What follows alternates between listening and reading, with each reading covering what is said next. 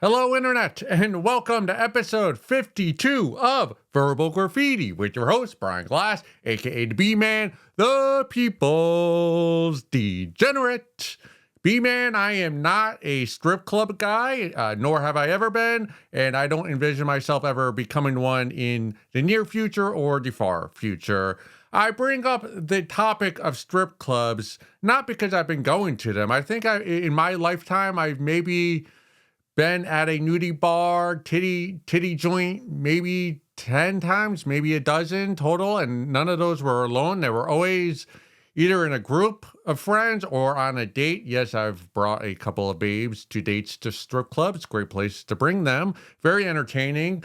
I bring this up though because I spent a lot of time on the internet looking for B-roll footage for those reels shorts I make, and I have found myself pulling a lot of pole dancing videos that are taken in actual strip clubs.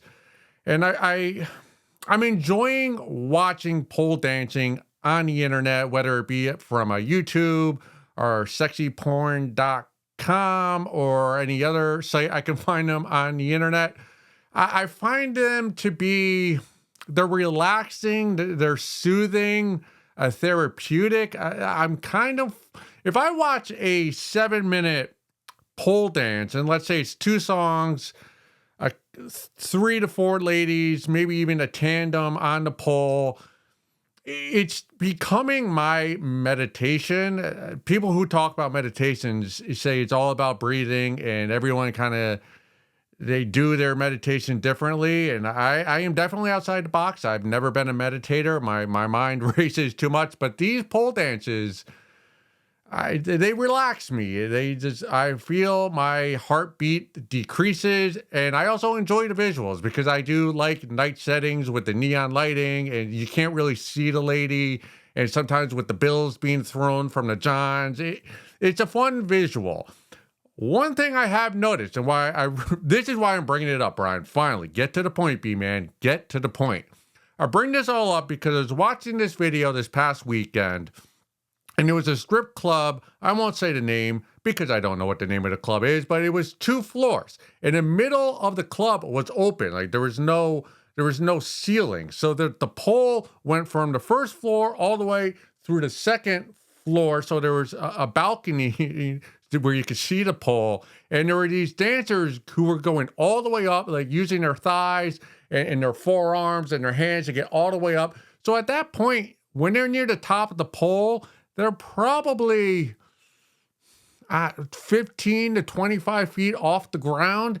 And as an observer from a distance, and I don't know, maybe it's just me getting a bit older and appreciating the fragility of life. I'm looking at these babes, these strippers, these sex workers that are on this pole, just holding on to it with their thighs, no hands, 20 feet up.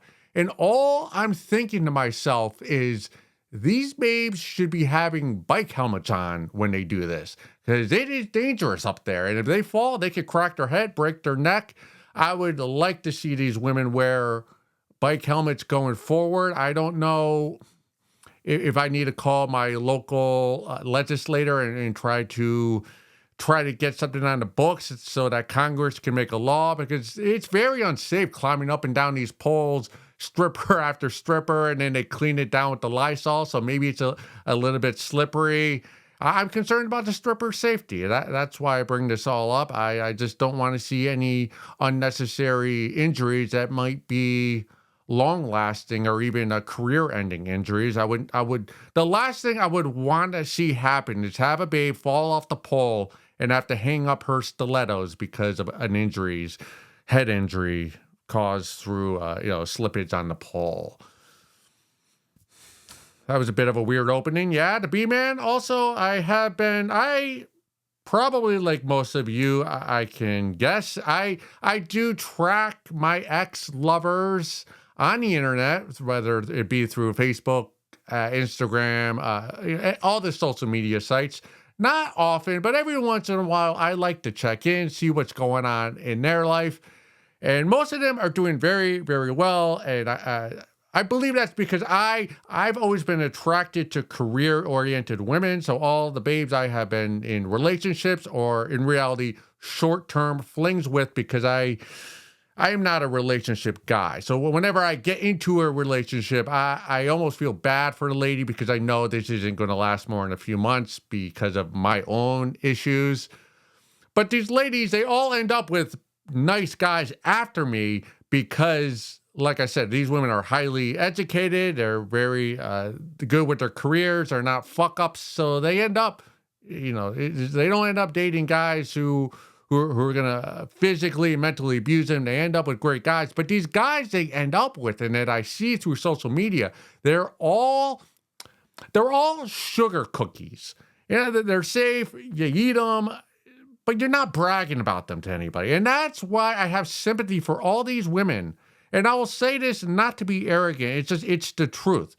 Babes who fall for me quickly. Usually within the first couple of weeks, those first few dates, I could tell instantly that they want to profess their love for the B-man. I much appreciate it. I take my time because of my own internal struggles. But what I'm trying to get at here is I am a unique individual. I am a weirdo. I am a one of a kind in baseball card worlds. I am a one of one card. So if you fall in love with me, it's tough to move on for me and fall in love with another guy and have the connection be as romantic, as palpable as the one she had with me for our short-term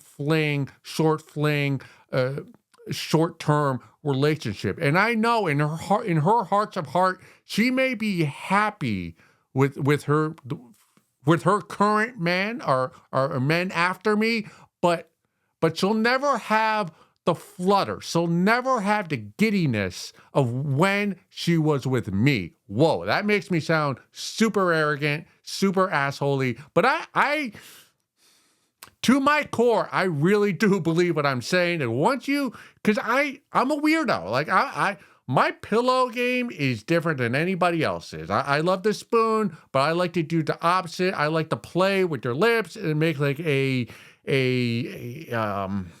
production out of it. I nickname them. I flick them. When we're in public, I'll dance with you in public in a spur of a moment without you knowing what's happening. Before you know it, I'm twirling you. I'm dipping you. I'm serenading you. I'm a romantic.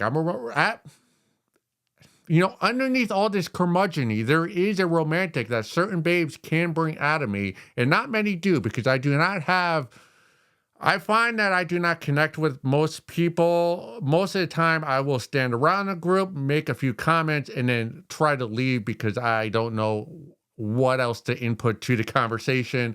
These women, though, that they fall for me so quickly, head over heels, and it's just their life is never going to be as vibrant as that period they have with me, and because of that, I have empathy for them because these new guys that they're with, yeah, they have families and they get married. But again, these guys are sugar cookies. And a B-man, I am anything but sugar. You gotta dig deep into earth and find what I bring to you. And it's not diamonds. It's hard to grasp what I have, what I bring to the table. But I bring it. And all these new men that they put their arms around do not bring it. But hey, life, you got to move on. And we're going to move on now and talk about something I found on Reddit. This one comes from the subreddit NoFap. Be honest. Do you lie to yourself? I was walking home when a bus stopped ahead of me and two hot girls got off. It's summer. They were dressed for the sun and looked amazing. There you go. In the past, I felt it was my lucky day walking behind those two. This time, after a second glance, I quickly turned down another street to take a different route home. I'm only looking. That's okay, right? Wrong. I know why I wanted to look. I wanted to imprint them in my brain and fantasize about them later. Is that healthy? Question mark. Will it help me beat this addiction? No. That split-second decision taught me a valuable lesson as to why I have repeatedly failed to get a grip on my urges. I've been lying to myself. I can't go without Instagram, but the hot girls on there keep triggering me. Wrong. You won't go without it, not can't. So many times I've lied to myself and I've made excuses as to why I keep failing, trying to blame someone or something else, always externalizing the problem. It's all bullshit. This is my addiction. It's my hand doing the deed at the end of it all. The porn industry doesn't have a gun to my head. I'm not lying to myself anymore. I really can beat this. Well, I'm pulling for you, and that is pun intended. I'm being honest, you got me fired up. I want to run through a wall with you and join the priesthood. You should be making Nike commercials for the Olympics. You are an inspiration. There are so many people in this country.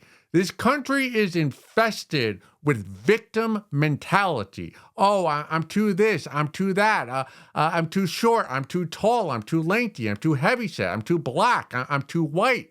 I grew up in a poor neighborhood. I have nepotism. I have no focus in life. Fuck that. It's not the porn industry. It's not the IG models. It's you. Like you said, you're the one wanking yourself off. It's your fault. You're the one doing it. As they say, it's not guns that kill people. It's people that kill people. Is that how it goes? I'm not trying to get political here, but hey, you got me inspired. I love your state of mind. I'm kind of there with you. I wouldn't say I have an addiction to wanking myself off. Maybe in my younger days I did. I probably wank myself off 3 to 4 times a week. I actually want to get on TRT so I get more horny and want to wank myself off more. We'll talk about that in another episode, though. This episode is about you. And this is a real addiction that I think people scoff at, they might laugh at you at, but sex addiction is a real addiction. What doesn't get talked about, though, is the Johns, the people like you and I who have a sex addiction but don't have access to sex, whether that be because of their appearance or their looks or their health or their overall demeanor. They just cannot attract the opposite sex or the same sex to have sex. So what you have to do if you're in that category as a sex addict without having the ability to get sex, you need to rely on wanking yourself off with your dominant hand. And people, if I had to say a comparison, it's so much similar to cocaine versus coke. Like a guy with sex addiction who just loves to have sex, it's all he thinks about, and he can get the sex, that's cocaine. We glorify that. We make movies about that. But you, the guy who has to be in his own bedroom, wanking himself off because he can't get a real person to do the sex with, that's crack. Nobody wants to be addicted to crack. Nobody wants to make eye contact with you when they're on the bus next to you, or when you're getting off, they're getting on. When you're walking down the street, no, people cross the street because there's a crack addict there. Same with you with wanking it off and having an addiction to that. To your question of, is taking a snapshot of a visual you see in public and then using that image later on, thinking of that image while you wank yourself off, is that rude? I think it's the opposite. I've always been under the belief that is a gentlemanly behavior, that those who lived in the Victorian era would approve of us for behaving in such a manner. I'll give you an example.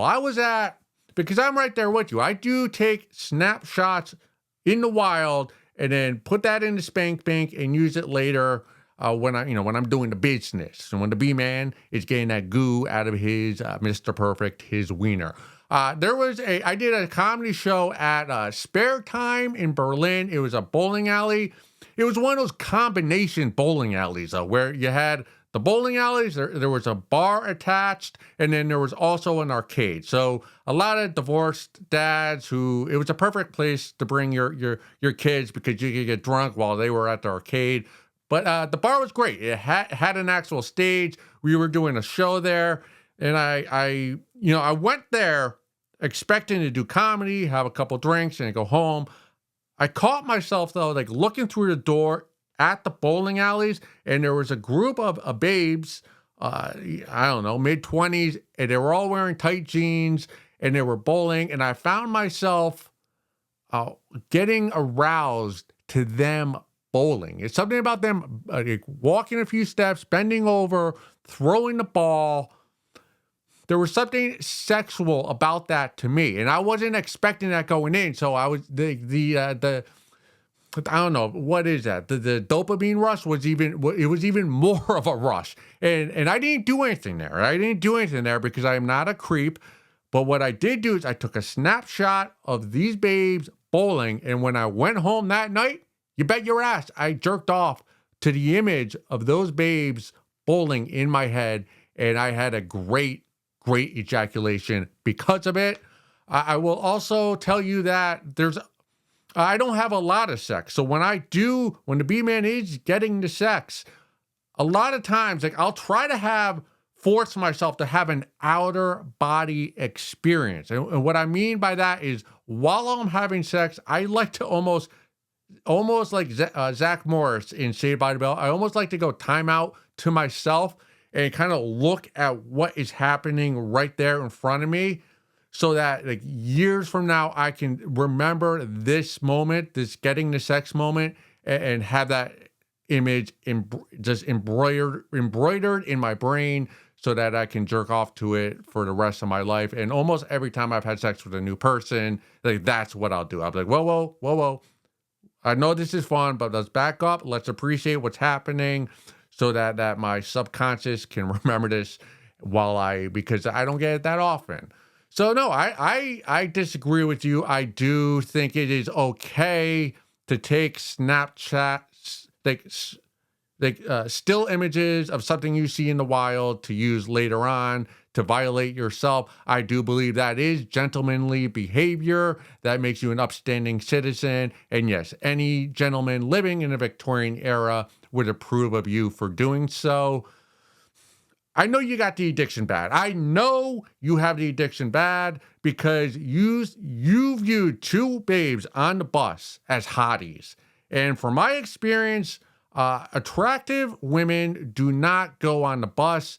Once you hit a certain level of beauty, you get to bypass public transit. You leave that to the gremlins and trolls among us like me. So if you're viewing women on the bus as hot, you got the addiction bad. You're in the top, you're the top 5 percentile. Oh, you got it bad. Like, you're getting off the bus. You're having to go down alleys. You're having to hide your periphery vision with your hoodie. I don't think people understand or appreciate what you're going through. And I do, as somewhat of a pervy guy. I understand, with alcoholics, to make another comparison, there's alcohol everywhere, but it's stagnant. It's brick and mortar. You have the liquor store, you have your bars, you have your restaurants, you have your cafes.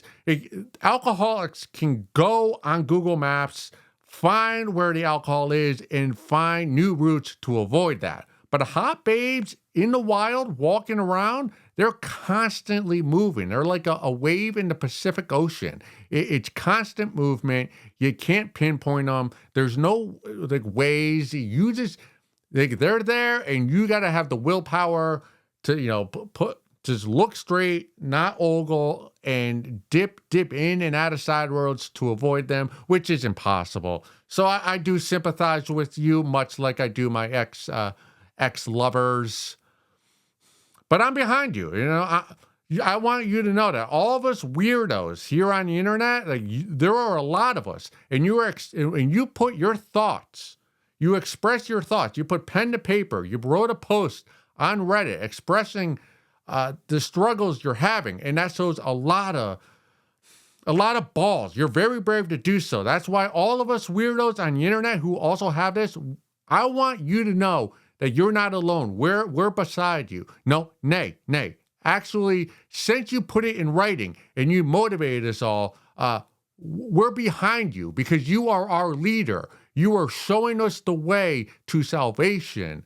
As they said in those religious texts, lead us not from lead us not from temptation, but deliver us from evil. We are your disciples.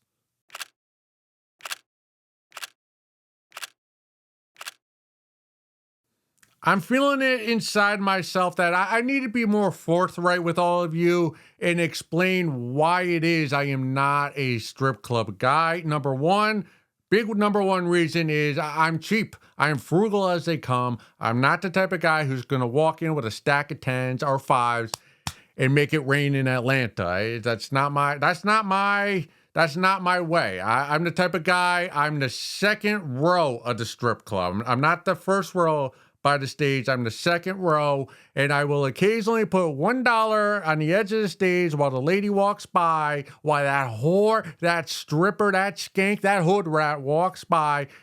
She politely takes a one, puts it in the G-string. I do that periodically throughout the night. I spend maybe a total of $40 on the strippers, and then everything else is goes towards drinks and the fee to get in to the club. Secondly, how do I explain this? I'm not able to get into that make believe world. I'm a bit too much of a realist in that regard. It's weird because with wrestling, I can completely be in on a joke. With stand-up comedy, there is a little bit of that. Like when you go to a comedy club or to a comedy show, there is that little bit like, hey, like for this to be funny, we gotta be in on the joke, and this is gonna be a little absurd, and we're gonna push boundaries. And if you go into a show with that state of mind, that you will laugh and have a good time. At strip clubs, it's almost I view it as the polar opposite of corporate America. Like in corporate America, it's all bullshit, and I've spoken many times about this on Verbal Graffiti, how I despise just the corporate lingo, the language you have to use when you're talking to colleagues and emails you send, and you have to be very professional because you have to worry about, because there's that halo over you of the HR department that can strike at any moment if you say something off color. With the strip clubs, it's almost the opposite, where it's just nasty talk, it's fake love, and everything in me just wants to call this out. Goes, this is complete bullshit. I know you want me for the money. You don't really think I'm attractive. This conversation we're having, it's being done under false pretenses, and I get too in my head about it. So I'm just not able to enter the strip club in the right state of mind you need to be in to enjoy the experience. Those are the big two reasons why. Other reasons are I'm an observer. That's just that's who I am. So I'll be observing the strippers, and I'll be thinking about, well, how did they end up on that pole? Like, what was their life journey to get there? Were they molested? Did they have a terrible father? Are they just exhibitionists? And then I'll look at the people in the audience and like, wow, that guy's a regular. Like, what's his life? Like, what does he do for a living where he can throw fives and tens and $20 bills on stage and get lap dances? And then there's like the madam lady who walks around. Like, how the fuck do you get in that position? And it's just, I find myself, whenever I'm at a strip club, it has nothing to do with eroticism. It's just I'm just in my head asking a lot of questions to myself, trying to put together the puzzle, and I just don't go often enough to be able to put that puzzle together. Enough with strip clubs. I'm sure we'll bring it up in future episodes, but I had to get those reasoning out. It was inside of me. I'm just trying to talk it out because Like, to my core, I should be a titty bar guy, but nope, I'm not. I do love the signage outside, though, the neon lights, whatever the club's name. I always do find those amusing. Let's move on. I found this is really what do they call that? And not suitable for work. So NSFW type episode. Because you'll see why. This one I found on the subreddit, erectile dysfunction. Yes, B-man, learn how to read. 21, couldn't get it up. Who hasn't been there? Hello, guys. I am a 21 virgin till 1 hour ago when I made the decision to go to a prostitute. A very expensive and good-looking one at that. Yes. I have never done anything more than kissing before, and that was 5 years ago, so that's when you were 16. I masturbate pretty much every day, and while I sometimes take a long time to finish, I have never had trouble keeping an erection. But today, I couldn't keep it at all and didn't finish.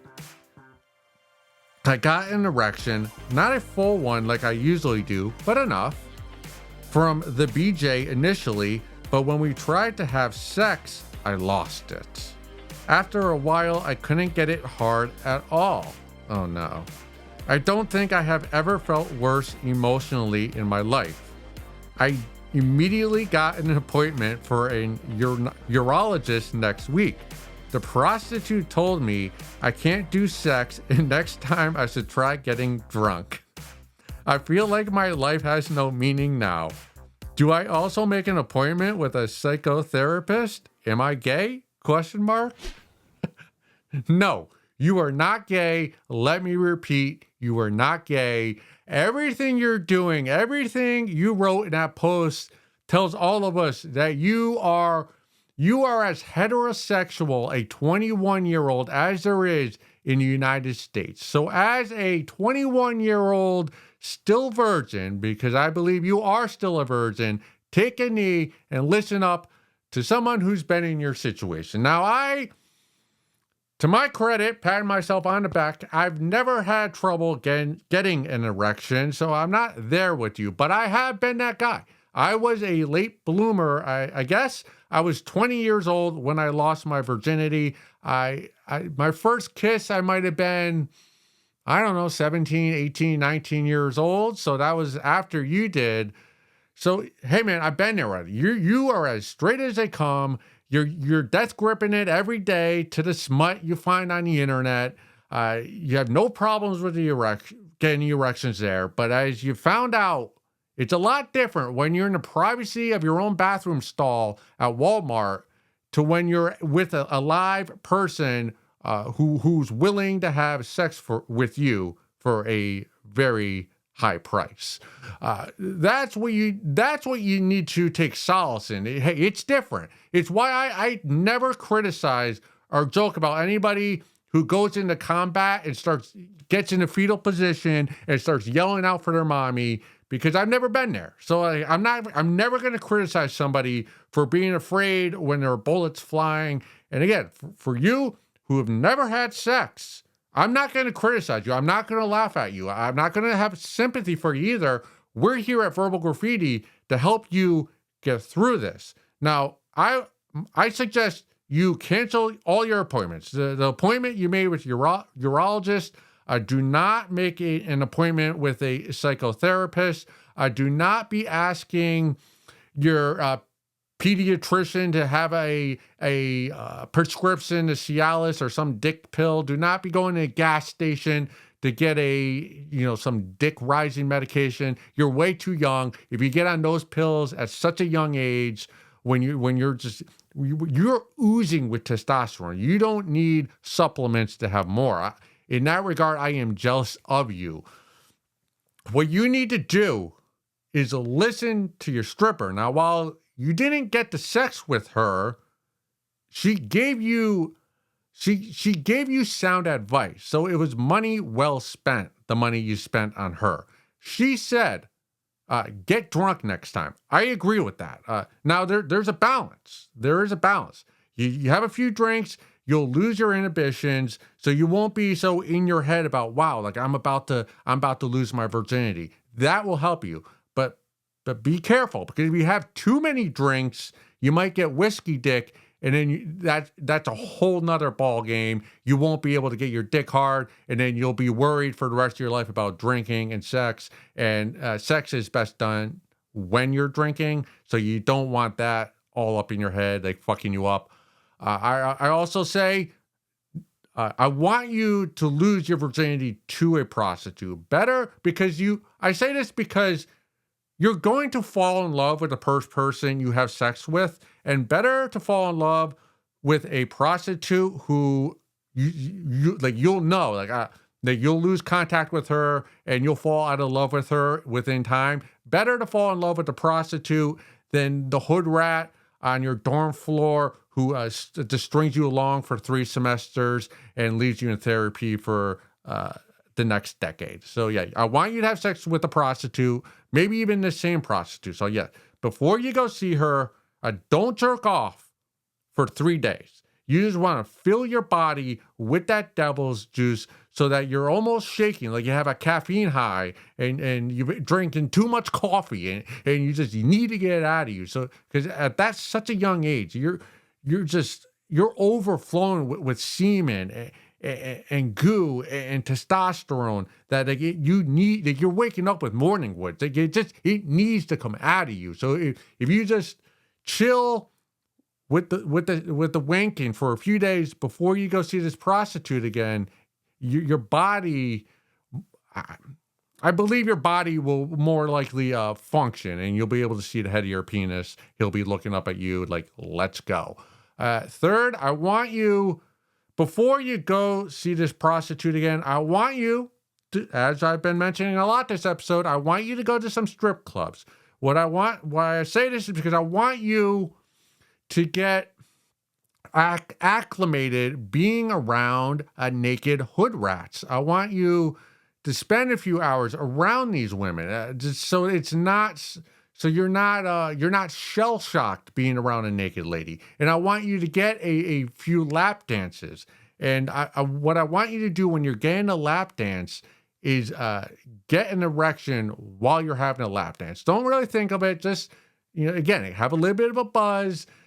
Get a few lap dances, and once you're able to maintain an erection while that hood rat skank stripper, trying to make money for her child, while she's got her titties up in your face and she's grinding on your package area, when you're able to keep an erection for that one song, that's preseason. Like you passed preseason, now you're ready to go to the prostitute. So do those 3 things.